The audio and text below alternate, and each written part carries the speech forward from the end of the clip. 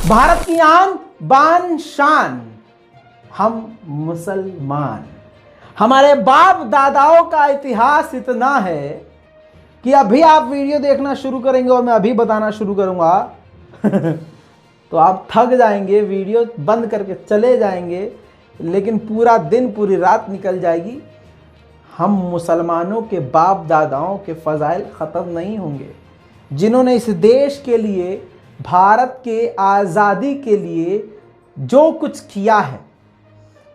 तुम और उनकी, समझ रहे मैं किसको कह रहा हूँ? हाँ, वो और उनकी 7 नस्लें पैदा होकर मरकर, फिर पैदा होकर मरकर, फिर पैदा होकर मरकर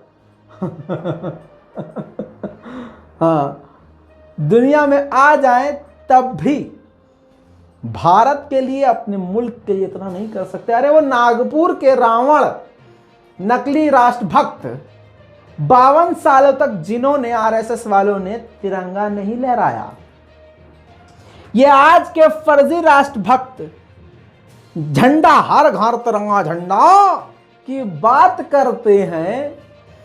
इनके बाप दादाओं ने कभी भी भारत की आजादी में इतना सा भी रोल नहीं निभाया।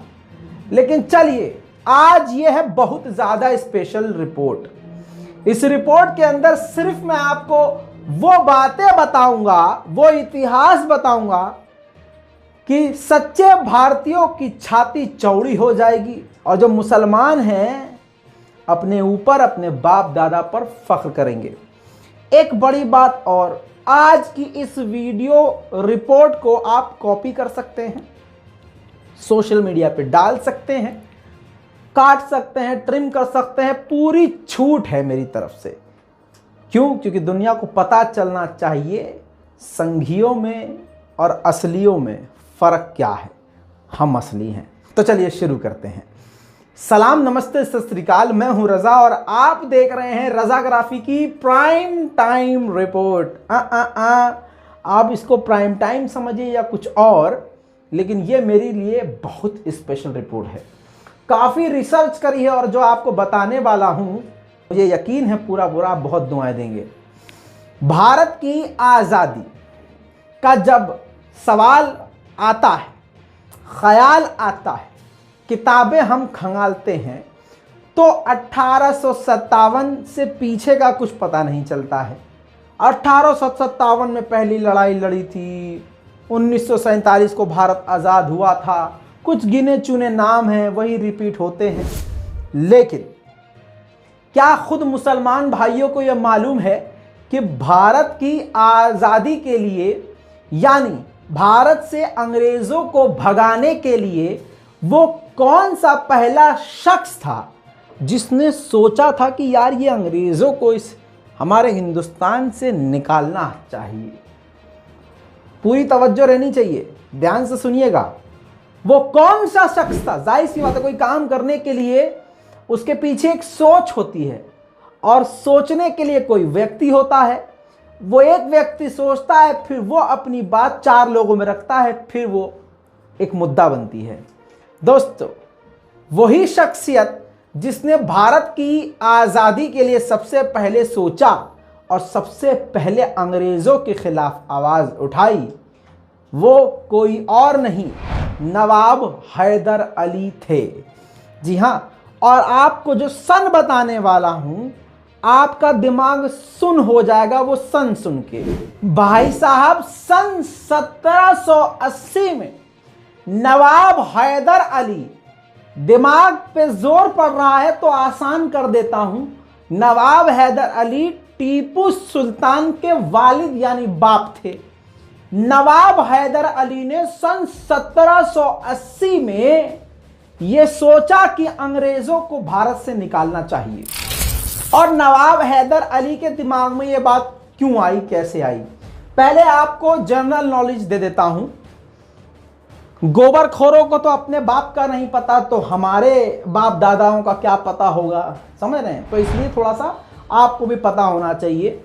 सन 1770, मतलब आज से उस जमाने में घुसेंगे तो आपको जनरल नॉलेज के लिए बता देता हूं कि आधी दुनिया पर 2-4 देशों का राज था, जिसमें ब्रिटेन सबसे आगे था। ब्रिटेन का कब्जा अमेरिका पर भी था। सन 1770 के दशक में अमेरिका के 2 स्टेट्स ने अपने आप को ब्रिटिश से आजाद घोषित किया। फ्रांस उस वक्त आजाद था। फ्रांस ने अमेरिका के उन 2 स्टेट्स की आजादी को मान्यता प्राप्त की, मान्यता दी कि ठीक है आप आजाद हैं। 4 जुलाई सन 1776 में पूरी तरह से अमेरिका के 3 से 4 स्टेट आजाद हो गए। कुछ दिन बाद फ्रांसीसी राजा लुई 16वें ने वो जो स्टेट आजाद हुए थे अंग्रेजों को धक्का देके, उनको मान्यता देते हुए आगे बढ़ गए। जैसे ही फ्रांस के राजा ने अमेरिका के कुछ स्टेट को आजाद घोषित किया तो ब्रिटिश के आगे स्पेन और नीदरलैंड भी खड़े हो गए। तो नीदरलैंड और स्पेन भी उस वक्त ब्रिटिश सरकार की कैद में थे। तो देख रहे हैं दुनिया में एक अलग तरह का तनाव चल रहा था। भारत के राजाओं ने, अलग अलग राजाओं ने, भारतीयों ने अपने ऊपर अंग्रेजों को एक्सेप्ट कर लिया था, लेकिन हैदर अली का दिमाग कहीं और चल रहा था। जहां पर विदेशों में अलग अलग जगह अंग्रेजों के खिलाफ, ब्रिटेन के खिलाफ आवाज उठ रही थी और ब्रिटिश सरकार का पूरी तरह उधर ध्यान था, यहां पर नवाब हैदर अली बड़ी योजना बना रहे थे अंग्रेजों के खिलाफ। पहले के जमाने में जो नवाब या बड़े लोग हुआ करते थे, बादशाह या कोई आर्मी के चीफ, वो अपने साथ एक राइटर को रखा करते थे। पहले सोशल मीडिया नहीं था मेरी जान, वेबसाइट नहीं थी। वो जो अपने साथ एक राइटर को रखा करते थे, वो उनकी जीवन की सारी वारदात, सारी कथाएं लिखा करते थे, डायरी समझ लीजिए। ऐसे ही हैदर अली ने अपने एक हिंदू मित्र को, जिनका नाम नलप्पा था, उनको रखा था। नलप्पा अपनी किताब में पूरी, मतलब जो लाइफ ऑफ हैदर अली है, उसमें बड़ी बड़ी बातें लिखते हैं और ये किताब 1784 में रिलीज की गई, दुनिया के सामने रखी गई। तो हैदर अली की बहुत सारी बातें, जीवन की बातें सामने निकल के आई। नलप्पा अपनी किताब में लिखते हैं कि एक तरफ दुनिया में अलग अलग कांड चल रहा था, ब्रिटिश के खिलाफ आवाज विदेश में उठ रही थी। यहां हैदर अली ने अपने करीबी दोस्तों को, जो पैसे से और ताकत से मजबूत थे, उनको बुलाया और पहली बार किसी ने भारत को अंग्रेजों से आजाद करवाने के लिए अपना खतरनाक प्लान रखा। इस प्लान के तहत हैदर अली ने बताया कि एक टाइम पर एक जगह से अंग्रेजों से लड़कर जीतना हमारे लिए नामुमकिन है। इसके लिए हमें मद्रास, कोलकाता, बॉम्बे, अलग अलग जो आकर्षित जगह हैं, वहां पर कुछ न कुछ उत्पात करना होगा। उसी वक्त हमें फ्रांसीसियों को अंग्रेजों से लड़ाना होगा और उसी वक्त ईरान और कंधार के लोगों को आपस में भिड़ाना होगा। फिर ईरान और कंधार के लोगों को कलकत्ता के खिलाफ खड़ा करना होगा और मुंबई के खिलाफ मराठों की स्थापना करनी होगी। नलप्पा लिखते हैं कि ठीक यही प्लान एग्जीक्यूट किया गया, इस पर काम किया गया और सब जगह कामयाबी मिली। जो हैदर अली का प्लान था वो कामयाब हुआ। अलग अलग जगह पर अंग्रेज भिड़ गए। मकसद हैदर अली का यह था कि अगर हम एक जगह लड़ेंगे तो सब अलग अलग स्टेट से अंग्रेज फौज हमें आकर हरा देगी। जब हैदर अली ने सबको आपस में भिड़वा दिया तो वो वहां अलग अलग जगह की जो ब्रिटिश सैनिकों की फौज थी, वो हैदर अली के इलाके में मदद करने के लिए अपने साथियों के लिए ना आ सकी। जानकारी के लिए बता दूं कि फ्रांस उस वक्त नवाब हैदर अली के साथ थे। जी हां, फ्रांसीसियों के साथ मिलकर मद्रास पर हैदर अली ने अंग्रेजों की जहां सत्ता थी खुद हमला कर दिया। इसी के अनुसार हैदर अली ने जुलाई 1780 में कर्नाटक क्षेत्र में ब्रिटिश क्षेत्रों पर अलग अलग जगह पर हमला किया। मैसूर साम्राज्य ने तुरंत अंग्रेजों पर कई सारी जीत हासिल कर ली। इसमें से एक 10 सितंबर 1780 को जीत हासिल करी थी, जब हैदर अली के बेटे टीपू सुल्तान ने कर्नल बैली के सैनिकों को खदेड़ते हुए मैसूरियन सेना की एक टुकड़ी का नेतृत्व किया था। कई ब्रिटिश लेखकों ने स्वीकार ये किया है, एक्सेप्ट किया है कि उस राष्ट्र द्वारा युद्ध के मैदान में मिली सबसे बुरी हारों में से एक हार थी। 1914 में यानी 134 साल बाद अंग्रेजों ने एक किताब लिखी और उस किताब में इस बात को एक्सेप्ट किया। राइटर का नाम F.E. पेनी था। इसने लिखा है साफ साफ कि नवाब हैदर अली के द्वारा सन 1780 में अंग्रेजों की पहली और सबसे बुरी हार अंग्रेजों को मिली। उस हार में 700 यूरोपीय और 5000 ब्रिटिश सैनिक मारे गए और हमने उस जंग में लाखों बंदूकें, गोला बारूद खो दिए। हजारों ब्रिटिश सैनिकों को हैदर अली की सेना ने कैद कर लिया। तो दोस्तों, आपको क्या समझ में आया? इस शॉर्ट में आपको कहानी काफी लंबी है। अगर मैं आपको बताने पर आऊं, अगर आप हुक्म देंगे, नीचे कमेंट करेंगे कि मैं अलग अलग भारत के उन मुसलमानों की कहानी डिटेल में बताऊं जिन्होंने अपने मुल्क के लिए, हमारे लिए, अपने देश के लिए, आपके लिए क्या किया है, तो वो भी मैं कर सकता हूं, बस आप हुक्म करें। लेकिन मैं इस रिपोर्ट के अंदर ज्यादा से ज्यादा जानकारी देना चाहता हूं हैदर अली के बारे में, यानी जो टीपू सुल्तान के वालिद हैं उनके बारे में। मैंने आपको ये बात बताई है। आखिरकार पहली जीत किसको मिली अंग्रेजों के खिलाफ? हैदर अली को। दूसरी बात, सबसे पहले भारत की आजादी के लिए सोचने वाला कौन? एक मुसलमान हैदर अली। टीपू सुल्तान के बारे में बाकी आप जानते हैं। 18 साल की जवानी में, लड़कपन में अंग्रेजों के खिलाफ दंदनाती हुई तलवार को उठाया था और अंग्रेजों के सर हवा में उड़ते हुए नजर आ रहे थे।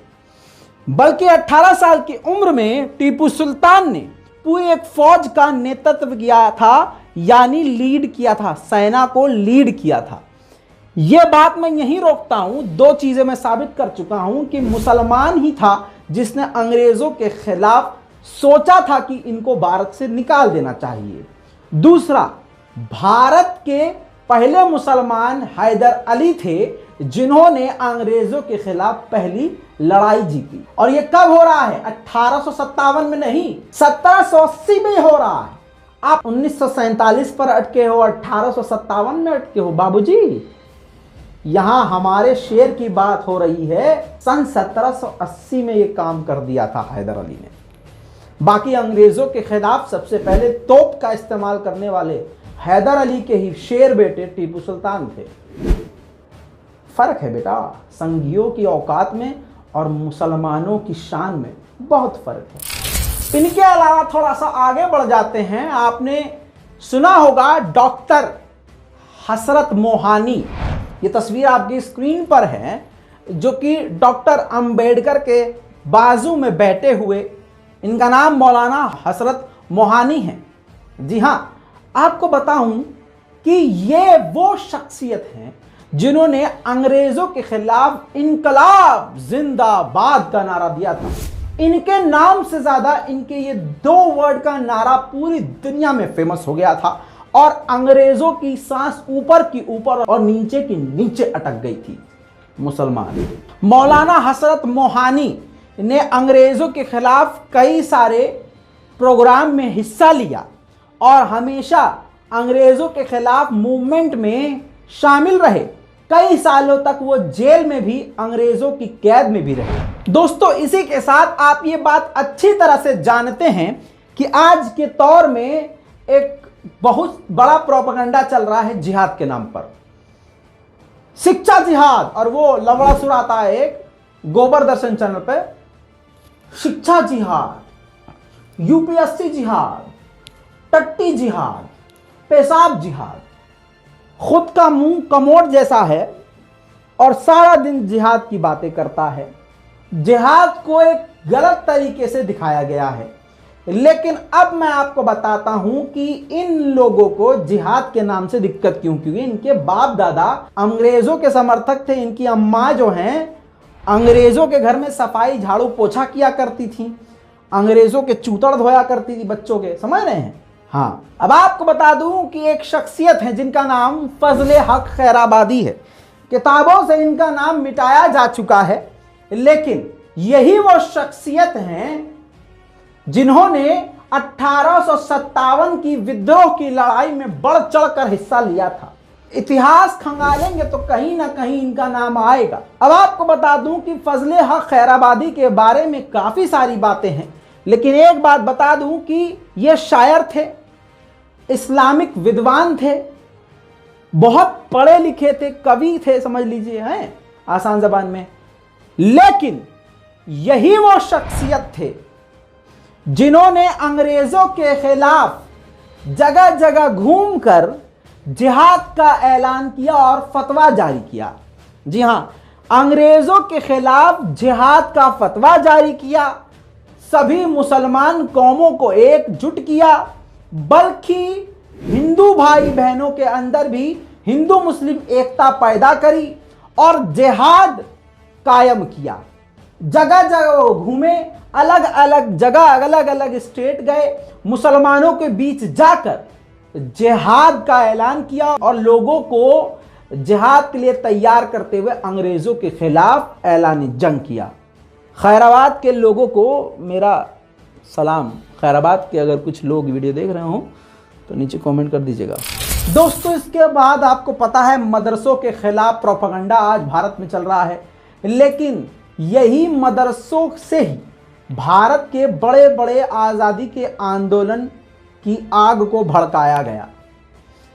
इसी मदरसे में पढ़ने वाले बच्चे मौलवी पूरे देश में आग की तरफ फैले और अंग्रेज़ों के खिलाफ खतरनाक माहौल बनाया। आपकी स्क्रीन पर यह दारुल उलूम देवबंद की तस्वीर है, जो कि 1866 में बनाई गई और इसके करता धरता बनाने वाले हज़रत मोहम्मद कासिम ननौतवी और इनके अलावा फजलुर रहमान उस्मानी और इनके अलावा सैयद मोहम्मद आबिद और इनके अलावा कुछ और लोग थे, लेकिन जो मेन थे वो थे मोहम्मद कासिम ननौतवी। अभी मैं आपकी तरफ आ रहा हूँ, परेशान मत होइए, मैं ऐसा क्यों बता रहा हूँ, क्यों कर रहा हूँ। इस मदरसे को बनाया ही एक सोच से था। उस वक्त जब ब्रिटिश पूरी तरह से भारत पर काबिज थे, तो इस मदरसे का जो है नींव रखा गया ताकि सभी मुसलमानों को एक जगह इकट्ठा किया जा सके, उनको दर्स दिया जाए, एक पैगाम वहां से दिया जाए जो पैगाम सारी दुनिया में, पूरे भारत में तेजी से फैले। जनाब मोहम्मद कासिम ननौतवी के पोते, ये है उनकी तस्वीर, मोहम्मद मियां मंसूर अंसारी। जी हां, आपको बता दूं कि ये पॉलिटिकल एक्टिविस्ट थे। इनका जो जन्म था, पैदाइश थी 1884 में हुई और सहारनपुर के इनकी जो मातृभूमि थी जहां ये पैदा हुए, अंबेठा सहारनपुर 1884। शहादत जो इनकी हुई 11 जनवरी 1946 जलालाबाद नंगारहर अफगानिस्तान में इनका निधन हुआ। ठीक है, अब ये जो पर्सनैलिटी आपकी स्क्रीन पर है, इनके बारे में जान लीजिए। आपने वो अगर ज़रा सा भी आप पढ़े लिखे हैं तो आपको ये नाम सुनाई दिया होगा, रेशमी रुमाल मूवमेंट। जी हाँ, जो भारत की आज़ादी का एक बड़ा अहम हिस्सा था। रेशमी रुमाल के सबसे अहम किरदार, कैरेक्टर यही थे जो उस रेशमी रुमाल प्रोजेक्ट को आगे बढ़ा रहे थे, क्रांति ला रहे थे। भारत के मुसलमान मौलवियों को बदनाम किया जाता है ना दोस्तों, तो ये तस्वीर देखिए, पहचान लीजिए इस शेर को। इनका नाम है मौलवी अहमदुल्ला शाह फैजाबादी। जी हाँ, 1857 के विद्रोह में अवध और लखनऊ पर कब्जा करने वालों में इनकी भूमिका को बहुत जाना और माना जाता है।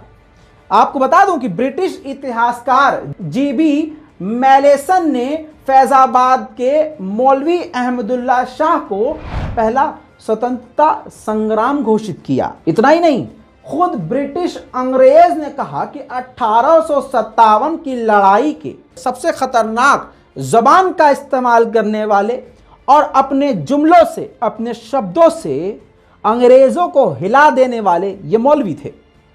लोगों के सीने में आज़ादी की आग भड़काने वाले और अंग्रेजों के खिलाफ सबसे घातक लड़ाई लड़ने वाले यही मौलवी थे। मैं अपने मन से नहीं कह रहा हूं, ये पूरी रिपोर्ट मौजूद है।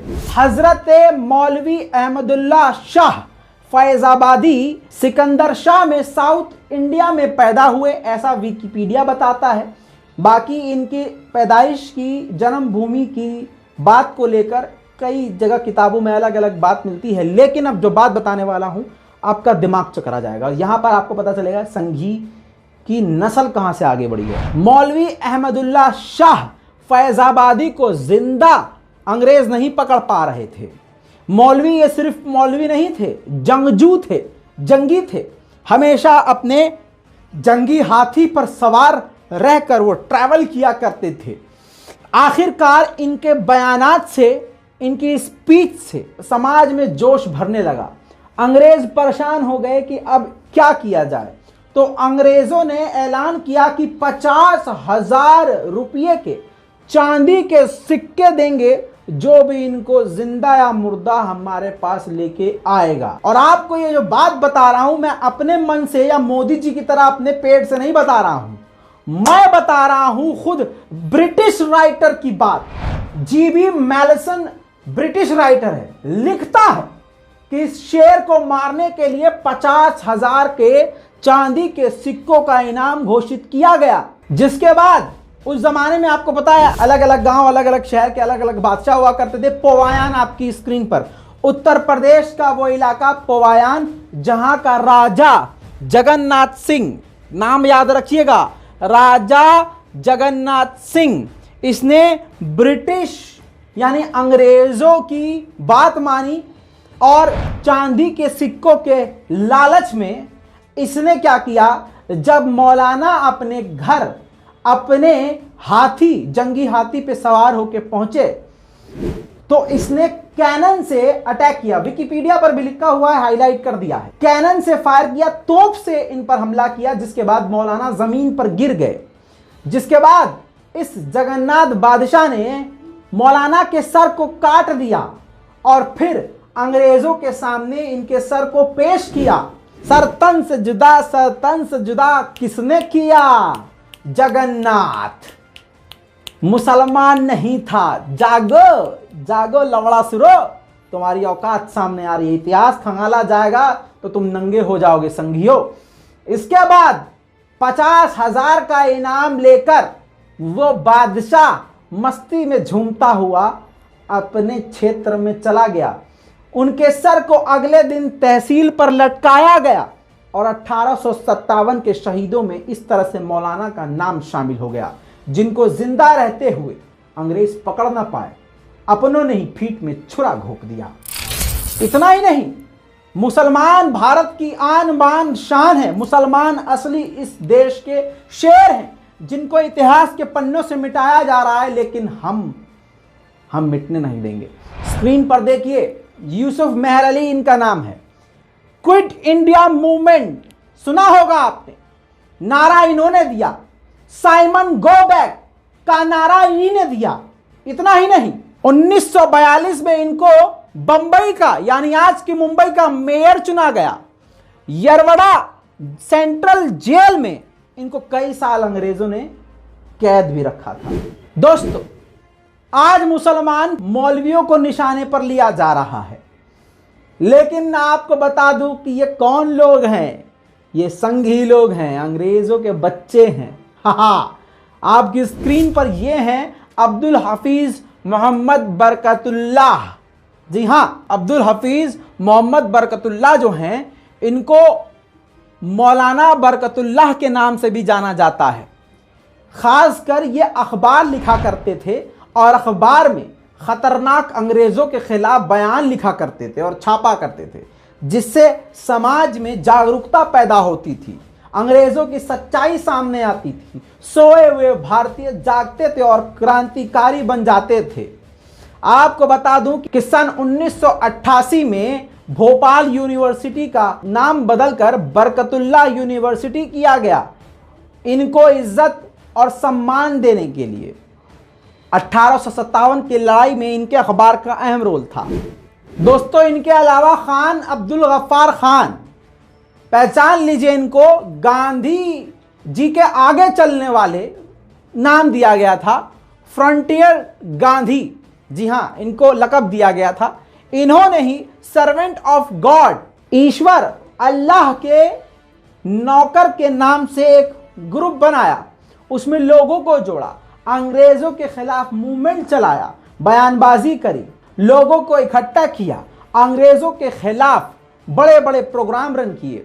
भारत जब आज़ाद हुआ तो खान अब्दुल गफ्फार खान यही वो शख्सियत थे जो भारत के विभाजन यानी भारत के दो टुकड़े होने के लिए महात्मा गांधी से भी गुजारिश कर रहे थे, विरोध कर रहे थे कि भारत के टुकड़े ना किया जाए, भारत को दो भागों में ना बांटा जाए।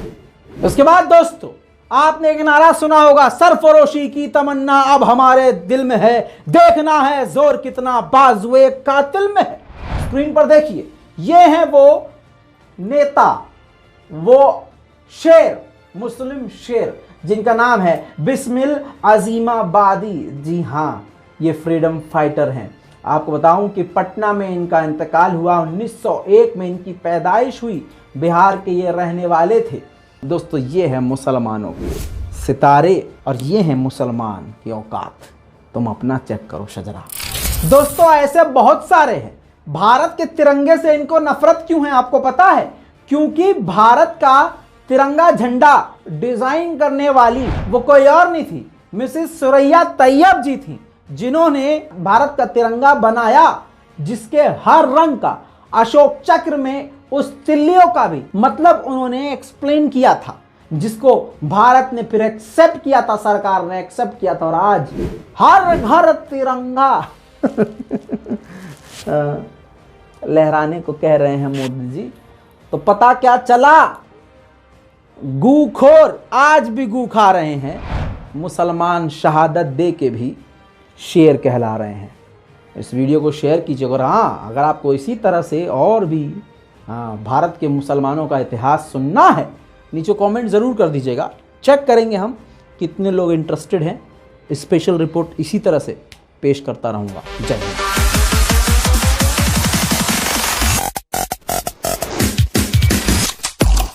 तेरा बाप आया।